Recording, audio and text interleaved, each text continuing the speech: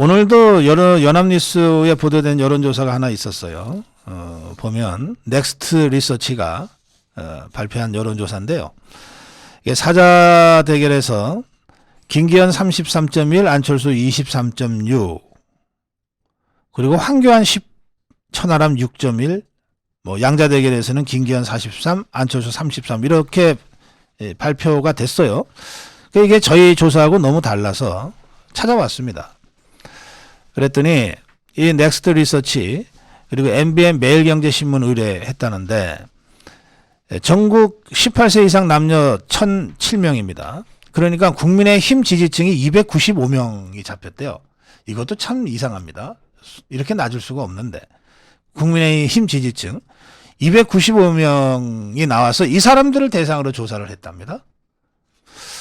지금 이런 조사가 무슨 의미가 있나 싶은데 어쨌든 뭐 제가 조사회사를 폄하할 생각은 아니고요.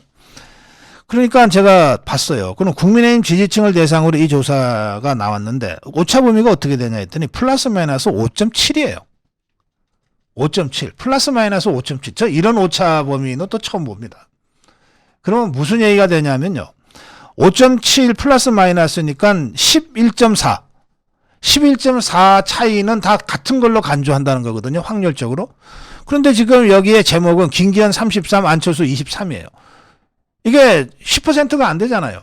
오차범위 안에 있는 조사입니다. 이렇게 따지면. 아니, 그러니까 뭐 제가 이게 여론조사 회사나 이걸 의뢰한 언론기관에 대해서 제가 폄하하려는 건 아닌데 조사는 제대로 읽으셔야지. 이런 여론조사를 가지고 뭐 지금 혼전이네라고 우리 국민의힘 당원들, 유권자들이 생각하시면 이거 곤란한 것 아니냐. 저희가 그래서 좀 여론조사가 좀 여가 돼야 되겠다. 이런 생각을 저희가 직접 여론조사를 하면서 점점 더 많이 느낍니다. 자, 이 문제까지 포함해서 이제 저희 고성국 TV가 한국 여론 평판연구소입니다. 한국 여론 평판연구소 코프라에 의뢰한 조사를 지금부터 이경락 전문가 박사와 함께 살펴드리겠습니다. 여러분, 이경락 박사는 뭐 벌써 세 번째 저희들 여론조사 해설을 하러 나오시기 때문에 이제 여러분들 익숙하실 것인데요. 이경락의 여론교사라는 유튜브를 운영하고 있습니다. 이경락 치시면 될 거고요. 전체 제목은 이경락의 여론교사입니다. 여론교사. 가르친다는, 티칭한다는 교사의 뜻도 있고, 좌파들이 아주 교묘하게 여론조사를 교사한다. 살인교사 하듯이 이런 뜻도 있는 것 같아요. 중의적인 제목인 것 같습니다. 이경락 박사 모시겠습니다. 어서 오세요. 네, 안녕하십니까. 예. 제가 참 어처구니 없는 조사가 있어서 제가 이렇게 잠깐 설명을 해드렸는데, 이런 조사로 지금 이 판세를 점점 읽기 어렵게 만들고 있는 것 같습니다. 네, 그렇습니다. 사실 이런 여론조사와 관련된 보도들이 사실 굉장히 많습니다. 네. 근데 왜 그러냐면 네. 이 여론조사 관련된 결과들이 사실 그 경마장 저널리즘 같이 이렇게 경마 저널리즘처럼 막 이렇게 띄워가지고 사람들 관심을 얻기가 굉장히 좋기 때문에 예. 아주 저비용으로 많은 사람들이 집중하게 만듭니다. 예, 그래서 이게 일주일에도 5-6건씩 다 보도되는 이유가 예. 그것만 하나만 해놔도 이렇게 막 경쟁 상태가 아닌데도 경쟁이라도 그러고 오차범위 안에 있음에도 일단 자기네들은 조사한 거니까 오차범위 안에서 통계적으로 의미 없다고 아무리 그래도 그래도 어쨌든 조사한 거니까 이렇게 발표한다. 그러면 또 시민들이 그걸 보고서 이렇게 야 이게 뭔가 다르구나 이렇게 생각하니까 이게 굉장히 이게 생각보다 좀 효과가 있습니다. 상업적으로 봤을 때. 각 캠프에서는 자기들한테 유리한 조사는 무조건 막 퍼날르게 하고 마침내 우리가 따라잡았다고. 네, 그렇습니다. 그래서 과학적 설계가 굉장히 중요합니다. 예. 그러니까요. 네. 자, 우리가 오늘 발표할 한국 여론평판연구소의 여론은 어떻게 진행됐습니까? 네, 이게 굉장히 중요한 게 사실 이번 선거에 있어서 제가 봤을 때는 가장 정확하게 예측이 될 거라고 봅니다. 왜냐하면 저희 조사는 전국 국민의힘 당원들만 대상으로 했습니다. 그러니까 실제 유권자들만 대상으로 한 것이죠. 뭐 어떻게 봐서 뭐 국민의힘 이 지지층이라고 한 사람 뭐 이런 것이 아니라 직접 물어봅니다. 당원입니까 아닙니까? 그럼 당원이면 설문에 응답해 주시고 당원이 아니면 빠져 주십시오. 해서 당원이라고 응답하신 분들만 네. 실제 투표를 하실 그 가능성이 높으신 분들만 가지고 있었고 예. 그리고 그게 1264명이나 됩니다. 그래요? 1264명. 네네. 굉장히 야, 오래 이거 당원들만 표집해서 조사하려면 엄청 많은 분들을 먼저 조사할 수밖에 없었을 텐데. 네, 그렇습니다. 이게 저희가 이 앞서서 그 고성국 TV에서 조사를 하면서 네. 이미 응답자 중에서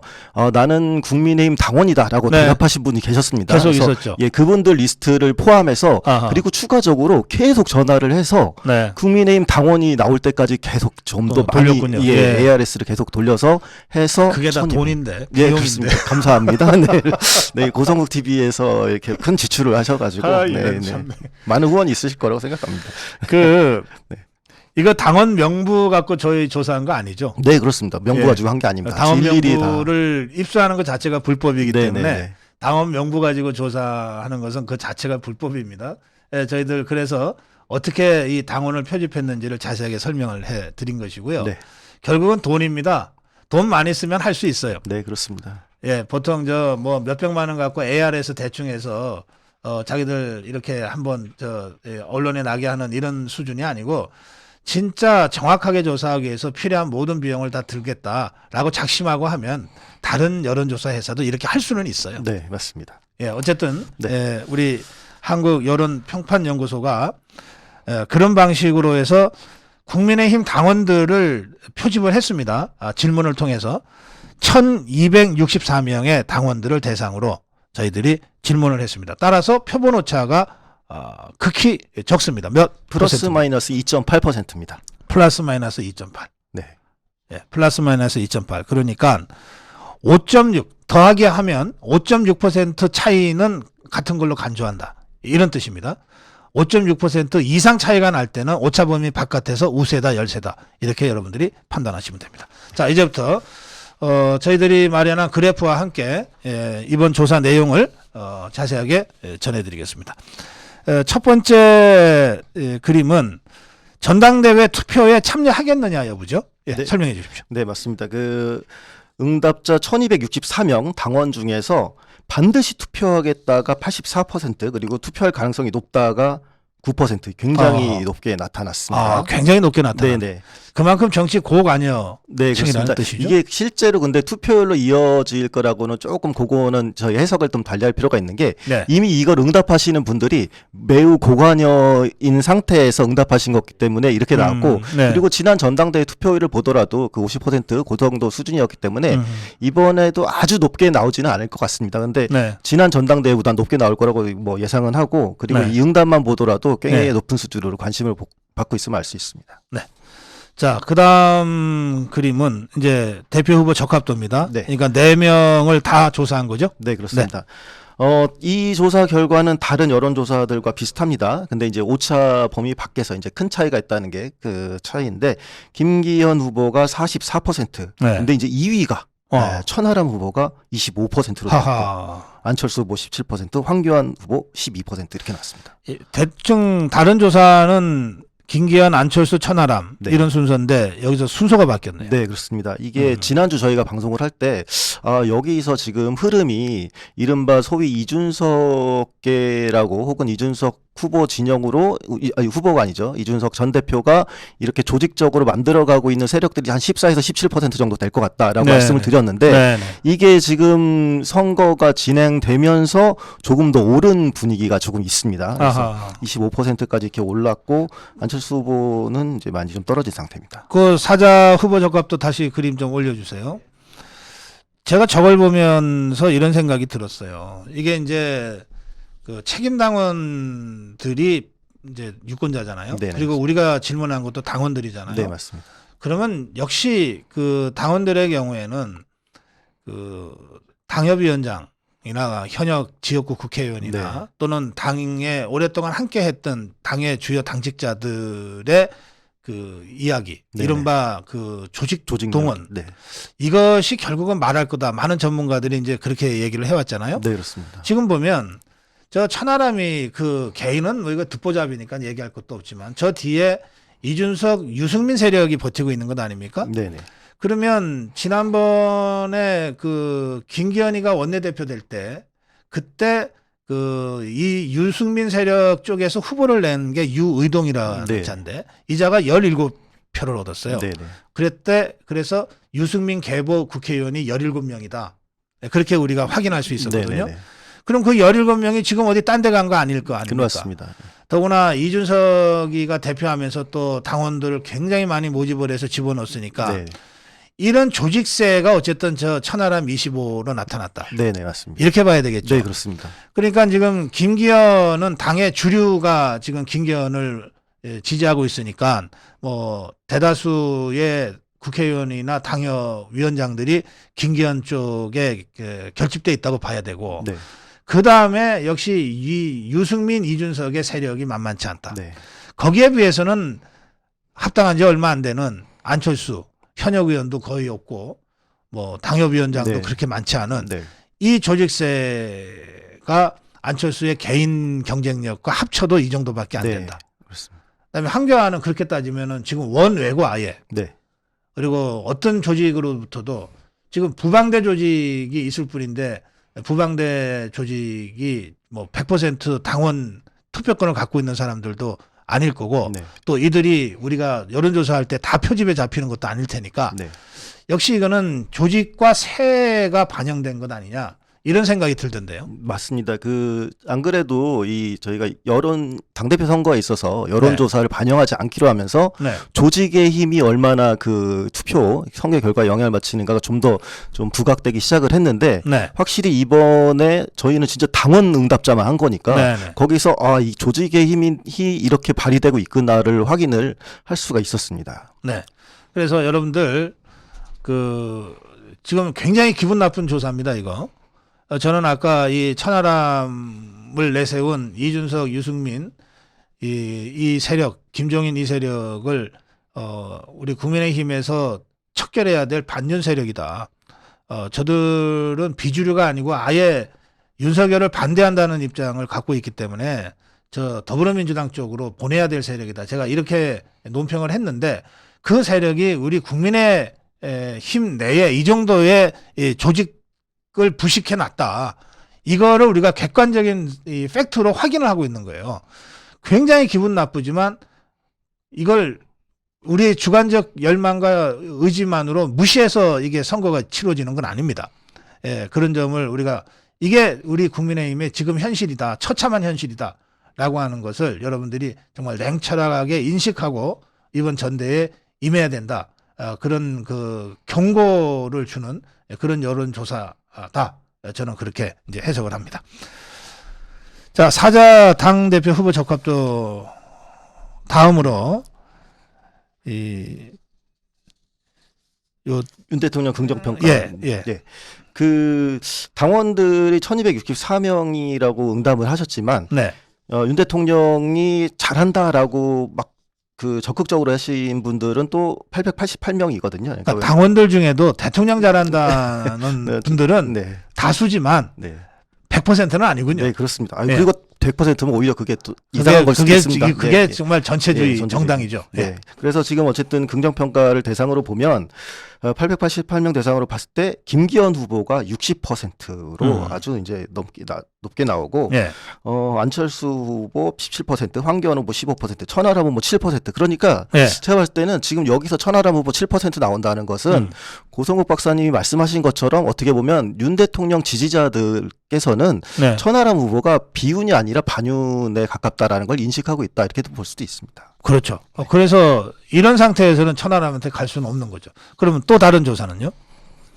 네, 그리고 가상 대결, 가상 네. 결선 투표. 이제 가상 대결. 네, 이걸 네. 본격적으로 가보면, 네.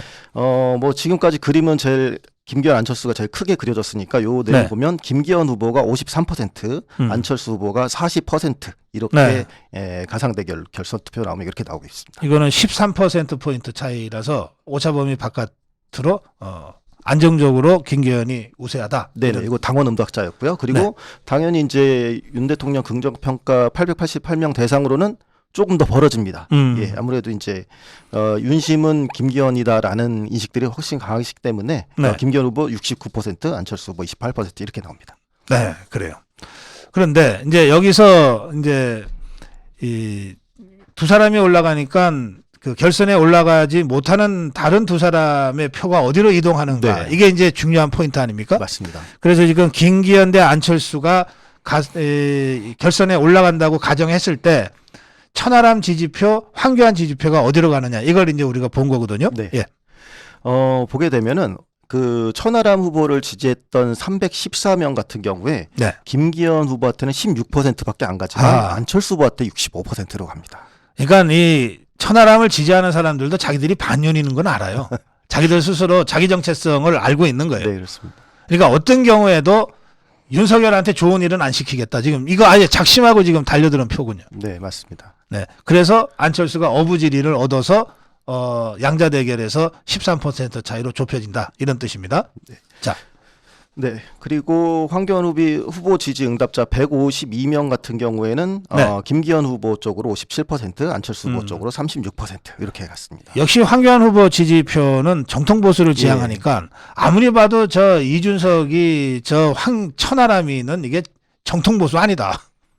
맞습니다. 그렇게 보는 거죠. 예, 그리고 그래서 차라리 김기현이다. 네네. 그리고 계속 또 이준석 대표가 뭐 예전에 부정선거 관련 이슈에서 계속 황교안 후보를 공격을 했었기 때문에 네. 예, 그런 부분들도 아마 작용을 했던 것 같습니다.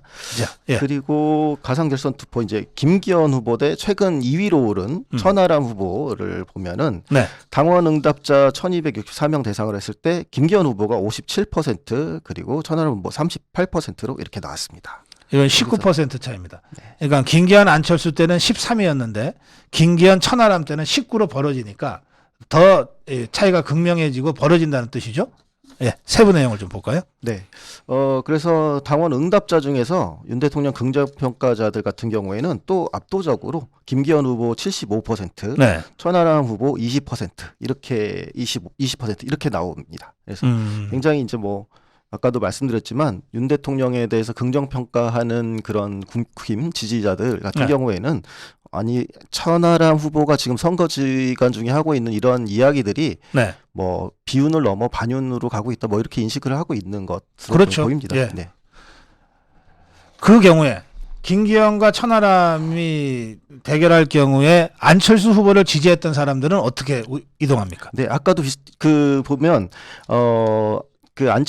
그 천하람 후보를 지지했던 분들 중에서 많은 표가 안철수 후보에게 갔듯이 네. 이번에도 만약에 천하람 후보랑 그 결선 투표를 할 경우에 천하람 후보 쪽으로 더 많이 갑니다. 그러니까 그래요. 천하람 후보 49%, 김기현 후보 37% 이렇게 이동하는 것으로 나타났습니다. 저는 이제 이 대목에서 이 안철수 후보 지지 응답을 했던 분들이 좀 사태를 좀 정확하게 봐야 된다. 그렇게 아까 제가 논평을 한 겁니다. 이게 지금 천하람이 아니라 뒤에 이준석이가 있고 그 뒤에 유승민이가 있단 말이에요. 그러면 이들이 그동안 안철수 후보, 당신들이 지지하는, 여러분이 지지하는 안철수에 대해서 어떤 태도를 취해왔는가, 이걸 조금만 생각해 보면 이거 천하람한테 이렇게 갈 수가 없는 거거든요. 그런데 이렇게 간다는 것은 뭐냐면 정치적 팩트에 대한 정확한 인식이 안 돼 있거나 또는 그냥 대충대충 지금 선택하고 있는 거예요. 예, 그래서 제가 다시 한번 생각해라. 깊이 생각해라. 불과 1년 전, 2년 전의 일이다. 예, 그렇게 말씀드린 겁니다. 자, 그 다음으로 갈까요? 네, 그래서 보게 되면은 천하람 후보 가상 대결 봤을 때 황교안 후보 지지 응답자 같은 경우는 아까도 마찬가지로 김기현 후보로 63% 가고 네. 천하람 후보로 28% 가면서 여기서도 아까 비슷한 그 안철수 후보 때랑 비슷하게 나타났습니다. 예. 자, 그 다음에 가상 결선 투표 지금 김기현 안철수 했고 김기현 천하람 했습니다. 그럼 마지막으로 김기현 황교안 해야죠. 네. 예. 이것도 과반수는 김기현 후보가 차지했습니다. 51대 37로 김기현 네. 후보가 앞서는데 그 폭은 제일 사실은 적은 편이죠. 그러니까 생각보다 두 지지층이 겹치는 부분이 있다. 뭐 이렇게 볼 수 있는 그렇죠. 부분입니다. 예, 차이가 14%밖에 안 되니까 안철수 때는 13%, 황교안 때는 14%, 네. 그리고 천하람 때가 19%니까 사실 김기현 후보 입장에서는 1차에서 못 끝내서 결선으로 갈 수밖에 없게 됐을 때는 상대가 차라리 천하람이면 안정적으로 네. 19% 차이로 이기는 거니까 확실하게 극명하게 이렇게 대별이 됩니다. 그런데 그렇게 해서 진짜 친윤 대 반윤 대결 구도로 간 것이 전당대회 이후 당의 미래에 과연 무슨 도움이 되냐, 이런 또 다른 정무적 전략적 판단을 또 해야 될 겁니다. 어쨌든 지금 조사상으로는 김기현이 결선에 갔을 때 제일 이기기 쉬운 상대는 천하람이다. 이것은 저희 여론조사가 보여주고 시사하고 있는 포인트다, 이렇게 말씀드립니다. 자, 김기현 황교안 대결 때 자세한 그 세부 내역을 좀 볼까요? 네. 윤 대통령 긍정평가자 888명 같은 경우에는 김기현 후보 63, 황교안 후보 33 이렇게 나왔습니다. 그러니까 계속 그 윤 대통령 긍정평가하는 사람들한테서는 이 지지율이 거의 고정적으로 나타나고 있다, 이렇게 볼 네. 수가 있습니다. 네. 그리고요? 그리고 안철수 후보를 지지했던 사람들 중에서는 그럼 어떻게 옮겨갈까 봤더니 김기현 후보 30%, 황교안 후보 55% 나왔습니다. 아하, 예. 이거 저 의외의 결과입니다. 그럼 황한 연대네. 이게 왜냐하면 사실은 색채가 되게 그렇죠. 제일 대비된다고 생각하는데도 강성 우파와 중도. 그렇습니다. 그런데도 황교안 후보를 결선 투표에서 찍는다는 얘기는 그러니까 이게 비윤을 넘어서 약간 반윤 쪽으로. 그러니까 일단 친윤은 안 돼라는 느낌으로 이렇게 옮겨간다는 이게 저 김기현 비호감 때문에 네. 그런 것 같고, 특히 최근에 울산 땅 의혹 가지고 황교안 안철수가 사실상 정치 연대하는 그 상황이 한 일주일간 진행됐잖아요. 네네네. 그러면서 지지자들 사이에 내가 차라리 우리가 안 올라가면 황교안 찍어야 되겠다, 뭐 이런 생각을 하는 사람들이 늘어나실 수가 있죠. 그럴 수 있습니다. 네, 일시적인 현상으로. 네. 네, 알겠습니다. 그다음에요. 그리고 천하람 후보를 지지했던 314명 같은 경우에도 마찬가지로 황교안 후보를 46%더 지지하고 김기현 후보 24% 지지했습니다. 그래요. 자, 여기까지가 이제 당 대표 후보와 관련돼서 저희가 그 여론조사를 심층적으로 한 결과입니다. 그러니까 이제 요약해서 말씀드리면 김기현 후보가 결선 투표까지 갈 경우에 제일 쉬운 상대는 천하람이다.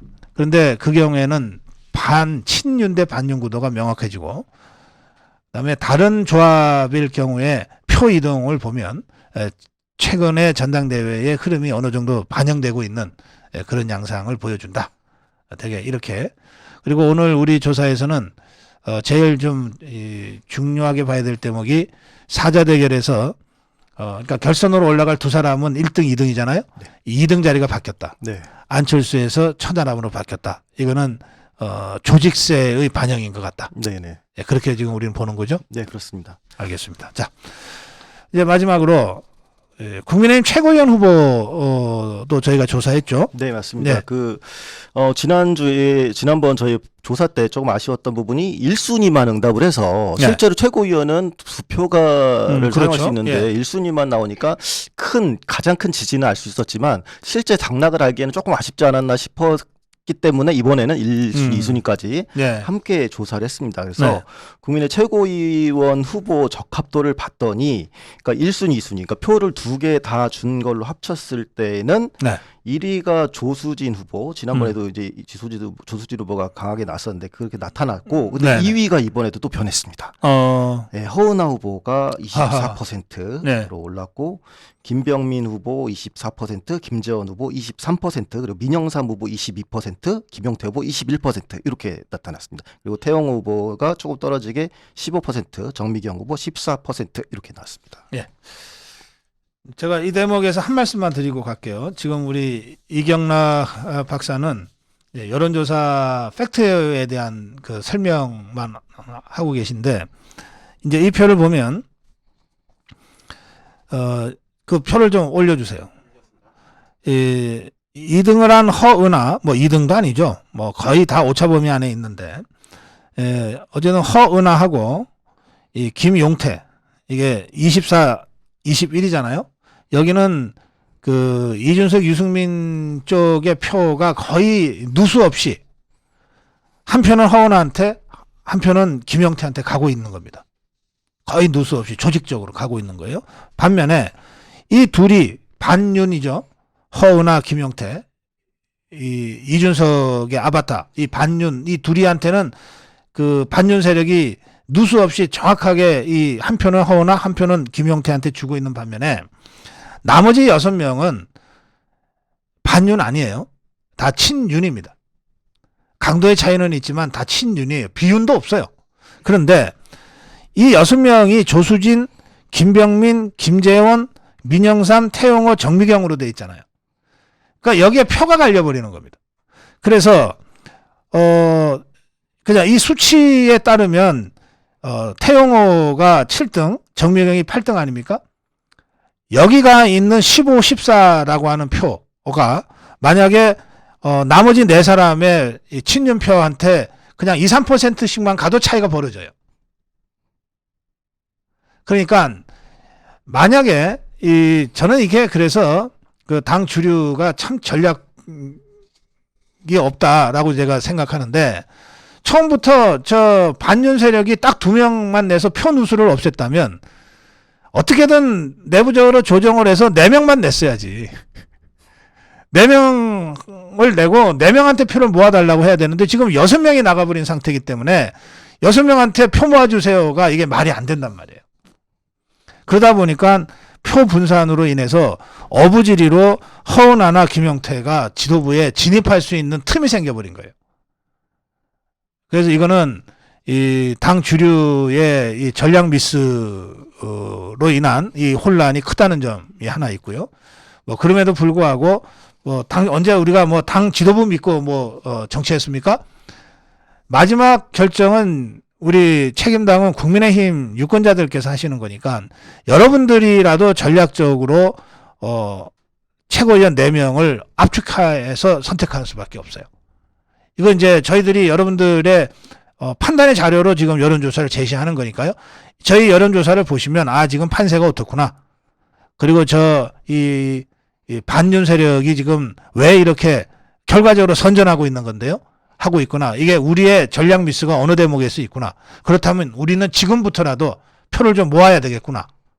이런 방식의 전략적 선택을 당 지도부 주류가 해주지 못한 탓에 이제 유권자 여러분들께서 하셔야만 될 좀 번거로운 상황에 오게 됐다. 예, 그 점을 제가 여러분께 말씀드립니다.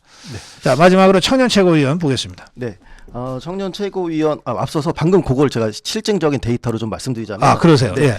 김용태를 1순위로 투표했었던 사람 중에서 57%가 허은하를 찍고 허은하를 1순위로 한 사람들은 58%가 김 후보에 투표를 합니다. 그런데 예. 말씀하신 대로 조수진 후보가 어쨌든 1위긴 하지 않습니까? 근데 네. 조수진 후보를 2위로 투표한 사람들 중에서 2순위는 갈립니다. 김재원 후보 21%, 태영호 후보 19%, 민영삼 후보 16% 이렇게 나오고 또 김병민 후보 1순위로 투표했던 사람은 2위 조수진 후보로 가지만 3위 민영삼 후보, 김전호 이렇게 갈려버리니까 말씀하신 대로 이게 어느 조직적 집결을 한 쪽에서 투표적 효과가 훨씬 크게 나타나는 그런 측면이 있습니다. 그러니까요. 네. 예, 추가 설명을 해주셨고요. 네. 이제 마지막으로 청년 최고위원. 네, 청년 최고위원 같은 경우에는 당원 1,264명 가운데 지난번에도 장해찬 후보가 제일 높게 나타났는데 이번에도 마찬가지였습니다. 장해찬 후보 41%, 그리고 이기인 후보 15%, 김가람 후보 11%, 김정식 후보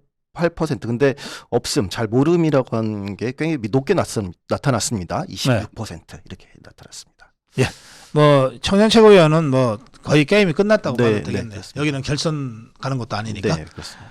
예, 이경락 박사님, 예, 오늘 4차 여론조사 발표를 끝으로 이제 전당대회 전에 저희가 조사할 계획은 현재에서는 없는데요. 또 3월 4일부터 투표가 시작되기 때문에 투표가 진행되는 중에 저희가 조사 발표를 하는 것은 법적으로 금지된 건 아니지만 부당하게 어떤 형태로든 좀 영향력을 미칠 수 있다는 점 때문에 저희들이 그렇게는 하지 않으려고 생각합니다. 네. 그래서 당분간은 이 여론조사가 이제 마지막 발표를 한 셈인데요. 그동안 고생하셨고요. 또 저희들이 앞으로도 이 전당대회 이후에도 총선으로 가는 과정에서 이 여론조사를 계속 하려고 합니다. 네. 이번 전당대회는 선거니까 저희가 촘촘하게 거의 매주 하다시피 했는데 그렇게는 할 필요가 없어도 앞으로 정기적으로 저희들 독자적인 여론조사를 할 건데요. 그때도 우리 이경락 박사님이 계속 고생하고 수고해 주실 겁니다. 자, 오늘 여론조사를 좀 총평 한 말씀을 좀 하시고 마무리할까요? 네네. 일단 지금 궁금하신 분들이 이 여론조사 데이터는 어디서 볼 수 있지? 이렇게 생각하시는 분들 많을 것 같습니다. 네.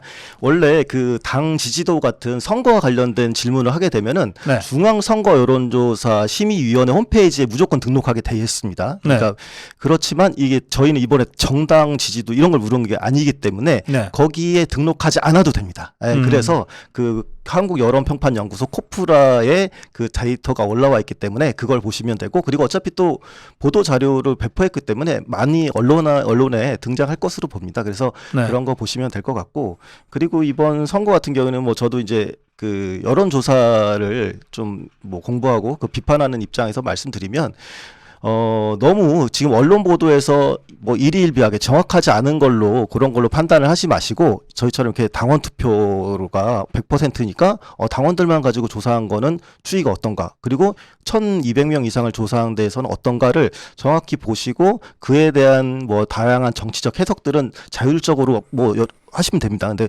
그렇게 해서 투표를 하시는 것들이 좀 필요하지 않을까 이렇게 생각이 됩니다. 네. 예. 보통 여론조사는 그 선관위 여론조사 심의위원회 여심위 홈페이지를 가면은 로 데이터를 확인하실 수가 있는데, 우리는 이번에 정당 지지도 조사를 안 했기 때문에 네. 여심위에 등록하지 않았습니다. 그래서 여심위에 가셔도 찾을 수 없고, 한국 여론평판연구소 홈페이지로 가시거나 아니면 이제 저희들 오늘 방송 이 생방송을 돌려보시면 뭐 웬만한 로 데이터를 안 보셔도 어떤 상황인지를 아실 수 있을 테니까 한국 여론평판연구소를 활용해 주시면 좋겠고요.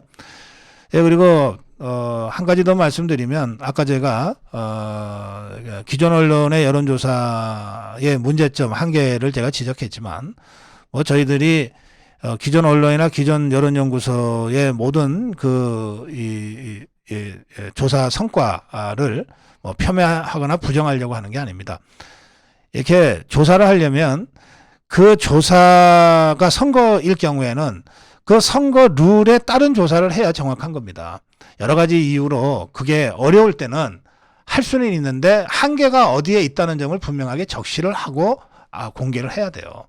그런데 그런 것 없이 정말 경주 중계하듯이, 경마 중계하듯이 이렇게 흥미 위주로 경마 중계하듯이 하는 식의 조사를 통해서 뭔가 다른 이득을 얻으려고 하는 것은 여론조사 본연의 취지에도 맞지 않고, 또 여론조사를 통해서 정치가 과학화되고 합리화돼서 고비용 저비용 고효율, 비용을 적게 들고 효율을 높이는 그런 이 정치를 만들기 위한 이 데이터로 이걸 써라는 거거든요. 그런 취지에도 맞지 않는다는 점을 저희들이 다시 한번 말씀드리겠습니다. 자, 이강락 박사님 고생하셨습니다. 또 네, 뵐게요. 감사합니다. 네.